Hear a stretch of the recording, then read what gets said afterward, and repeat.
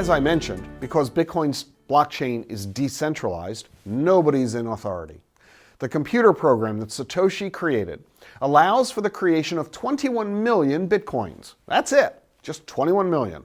They're not all being released at once. The programming calls for a schedule. These coins are being released into this network over that set schedule. They were not all released at once in 2009, and that's really important to know. So far, over 19 million of these Bitcoins have been released and are in circulation. By the end of the decade, 99.9% will be released. The remainder will be released over the next, ready for this? The next 120 years. Yeah, it's going to take until 2140 for all the Bitcoins to be produced and provided into the marketplace. Now, this limited number and their slow release means that Bitcoin has scarcity. In fact, this is why some people refer to Bitcoin as digital gold. In future modules, we're going to talk about the difference between Bitcoin and gold, because that's a very common conversation for people to have. You may be getting questions asking about this. It's important to understand. So not only is Bitcoin scarce, there's a specific timeline over which they're being released. The schedule's known, we're all aware of it. Everybody knows it's all based on the computer program. It's predictable, it's unalterable. This is another important element because we don't have to be concerned that suddenly there might be 42 million Bitcoins, twice as many as we thought. See, the Fed can print money. They can double the amount of currency in the market, which devalues the dollar. That's what they did during COVID. They dumped what, $6-8 trillion of new dollars into the economy, which led to massive devaluation of the US dollar, massive inflation as a result in 2022. Well, that can't happen with Bitcoin. There are 21 million of them, and that's it. By the way, there's an additional element regarding this Bitcoin scarcity. Although 21 million Bitcoins will be created by the time they're all said and done, the fact is the true number is less. Why? Well, it's widely believed in the Bitcoin community that about 4 million Bitcoins have been lost forever. Oh, how could that have happened? Well, go back to the early days of 2009, 2010, when the early adopters of Bitcoin were engaging. They were testing the transactions among themselves. They weren't taking great precaution the way we do now in storing Bitcoin. Back then, stuff happened. Back then, Bitcoin literally had no value. It was really nothing more than an interesting tech experiment, an intellectual pursuit for some computer programmers. Bitcoin had no value, and some of those computers crashed. Hard drives got destroyed. In some cases, Bitcoin was simply lost. And so there's conjecture that about 4 million of those Bitcoins have been lost forever, gone from the early development days. So that suggests there's really only about 15 million Bitcoins in existence today. By the way, if those 4 million Bitcoins really do exist, if they ever somehow are recovered, the current price of Bitcoin times 4 million, yeah, we're talking about hundreds of billions of dollars. So whoever lost their coins in 2009, they're probably a little bit unhappy about it right now. Now let's talk a little bit about how those Bitcoins get released, because as I said, they're being issued on a systematic basis. A predictable timeline between now and 2140. How does it work? How does it happen? Well, to make the entire blockchain technology operate effectively, we have to verify the data that people are putting onto the blockchain. Remember, I said earlier, we have to make sure the information you're putting on the blockchain is legitimate, that the data, therefore, has to be verified. Someone's got to do that work.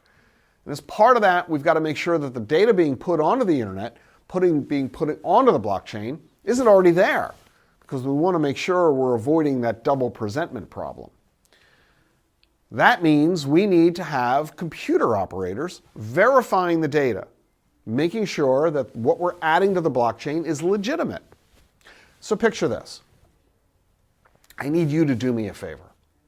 I'm going to put data onto the blockchain. I need you to verify it for me. Well, why would you want to bother doing that? Why would you want to waste the time? Well, Satoshi realized we need an incentive plan to incentivize people to do this work, to actually go to the trouble of going onto the blockchain, looking at the data, making sure the data is submitted is legitimate. And here's the incentive. If you go to the trouble to verify that the data is legit, you're rewarded with something called a block reward. What's that? You get newly minted Bitcoins. And you get these rewards when you use your computer to verify the data. What's really occurring is that your computer performs a specific mathematical function. This function verifies the data. That's what maintains the integrity of the network. This process of verifying the data, receiving a block reward, you might know what that's called. It's called mining. Now, we've heard the word mining associated not just with Bitcoin, but lots of stuff like gold. You can go mine for gold. You can dig a big hole in the ground, pull up a bunch of dirt, sort through it, look for some gold inside. You're going to spend a lot of time and money and effort to dig that hole, sort through the dirt. How much time, how much money, how much effort are you going to spend? How much are you willing to spend to find that gold? Well, if the price of gold is low, if it's lower than the cost to mine it, you're not going to bother. But on the other hand, if the price of gold is high, if it's higher than what it costs you to dig for it, well, that's what the California gold rush was all about. It's no different with Bitcoin. Right now, the operating cost to mine for Bitcoin, in other words, to provide the computing power to do these verifications, the cost of running those computers is less than the reward. That means it makes sense for people to engage in mining. They'll spend money doing it, but then they get a reward that is more than what they spent. That's the incentive for verifying the network. This type of mining is referred to as proof of work. That's an important phrase. Later in this course, you're going to learn more about proof of work, as well as something else called proof of stake. These are two very different concepts, but both of them are vitally important in the operation of blockchain technology. The bottom line is this. This process validates the information that's being added to the blockchain every 10 minutes or so. These validations, these mathematical computations, create a new block of data about every 10 minutes. The data gets entered onto the blockchain, the miner gets a reward paid in newly minted Bitcoin. Now, what's really interesting to understand is the effort that's truly involved in doing this mining. 10 years ago, it was pretty easy for you to be a successful miner using the PC you have in your home, because there weren't very many people who were doing mining. At the time, of course, Bitcoin was only worth pennies, fractions of a penny. It really wasn't worth all that much of a reward, even though it wasn't much work. Today, though, there are many thousands of people who are mining. Remember, whoever solves that cryptographic computer question first wins the mining reward. So you're in a race with other miners. It's like you're digging for gold. Whoever finds the gold first wins. Same thing with Bitcoin. Whoever solves the computer program first wins the Bitcoin mining reward. Well, let me ask you a question. Who wins a car race? Fastest car. It's the same thing with Bitcoin mining. Which one of us is going to win this proof of work problem? Which one of us is going to solve it? Which one is going to earn the block reward? Whichever one of us has the fastest computer. Whoever has the fastest computer is going to win, and that means miners today are constantly working to build the best and fastest computer setup. The competition to be fastest is fierce. These Bitcoin miners today don't simply own one fast computer. They own an array of computers. They create huge computer farms, tens of thousands of computers, all interconnected to do calculations as fast as possible. These mining operations spend huge amounts of money on hardware, a huge amount of money on electricity to run all that gear. So now, mining has become a highly competitive, capital-intensive business activity. It's no longer a matter of simply running a program on your home PC to try to earn a block reward. In fact, some people are now choosing not to invest in Bitcoin, but in Bitcoin mining companies. Just like some people would choose to invest in a gold mining company instead of buying gold bullion. Now let's go back for a second and talk about that block reward concept again, just for a moment. When the network was first launched back in 2009, that very first block of data, the Genesis block, it offered a block reward of 50 Bitcoins. That's how many Bitcoins the software programmer received when they mined that first Genesis block. Today, the block reward is no longer 50 Bitcoins. You see, about every 4 years, an event occurs. It's called a halving or a halvening. The crypto community can't make up its mind whether to call it a halving or a halvening. But as the name implies, every 4 years, the number of Bitcoins you receive from your mining operations, that block reward you get, gets cut in half. The first halving occurred in 2012. The block reward was cut from 50 to 25 Bitcoins. In 2016, it was cut again to 12.5 Bitcoins. In 2020, it was cut again to 6.25. Cut another time in 2024 to 3.125 Bitcoins. So miners incur a lot of costs to do their work, and the Bitcoins they're getting as a reward, they're getting fewer and fewer of them. Think about that for a minute. If you were getting 50 Bitcoins as a reward, but now you're only getting 25 because of the halving, that means you just got a pay cut. Your pay was cut in half because you're only getting half as many Bitcoins. Well, you got to take your Bitcoins, convert them to dollars, right? So you can pay your bills, buy food, pay rent, buy a car, and so on. You were earning 50 Bitcoins, now you're getting 25, a 50% pay cut. I think you'd be pretty annoyed if you were a Bitcoin miner. Imagine your boss coming to you and saying, I'm going to cut your pay by 50%. You'd probably quit that job. You'd quit because it's no longer worth it, or really it's worth only half what it used to be worth.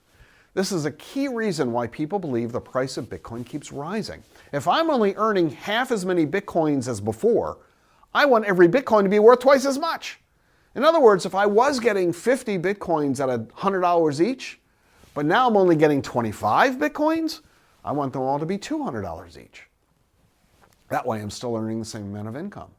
50 Bitcoins at 100 is the same as 25 Bitcoins at $200. In a sense, the Bitcoin price doubles because the reward is cut in half. This way I'm still earning the same amount of money. Consider this. Throughout the history of Bitcoin, the price of each Bitcoin has always risen shortly after the halvings have occurred. Now, let's talk about the power of Bitcoin in the marketplace. We've talked about the idea of mining. Okay, you've got a miner spending a lot of time and effort and money to mine Bitcoin. They get rewarded in the form of Bitcoin. They're able to take those Bitcoins, translate them into US dollars or any other currency, and they can use the money in open commerce just like any paycheck. We take our paychecks, turn them into dollars, and we use the dollars to buy whatever we want. Makes sense, right? But why would anyone still want to bother putting data on the blockchain, putting information on the blockchain in the first place? What's the point? I mean, it was kind of fun with the Genesis block back when Satoshi entered the headline of a newspaper, but so what?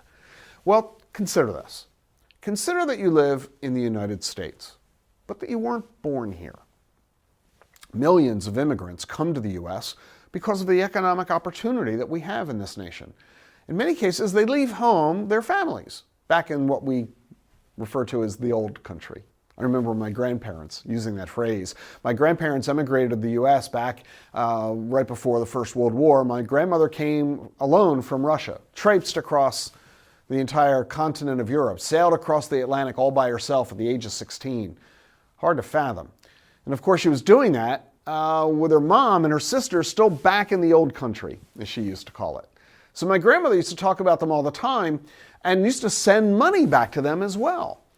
Well, it's what a lot of immigrants like to do, what my grandmother used to do. We send money back to the old country to help support our families back home.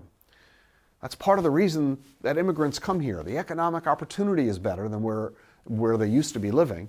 They come to the U.S. to earn money in the U.S. so they can send some of that money back home to support their families.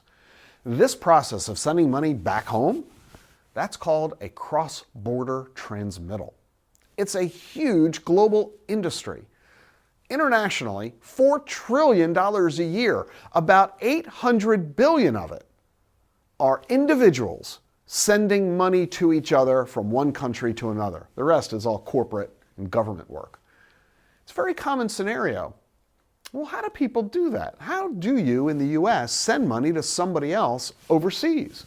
Well, you're either going to wire them the money from your bank to their bank, or very commonly, you're going to use a payment program like Western Union. Now, if you're going to send money from here to there, you go to a Western Union office. You hand them $100.